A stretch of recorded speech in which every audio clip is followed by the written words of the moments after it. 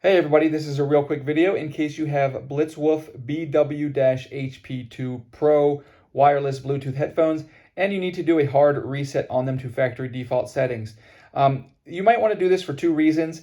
One would be troubleshooting. If these headphones will not connect to Bluetooth, or they will not sync with your device, or they will not pair with your device, or if they keep disconnecting, or if you're having sound issues, anything like that, a hard reset can fix a lot of these issues.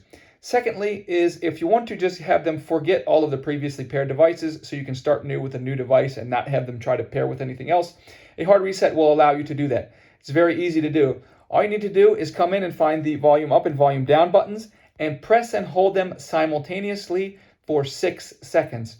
After 6 seconds, the LED indicator light will blink 3 times quickly in red, and then we'll go to alternating between blue and red, kind of twinkling.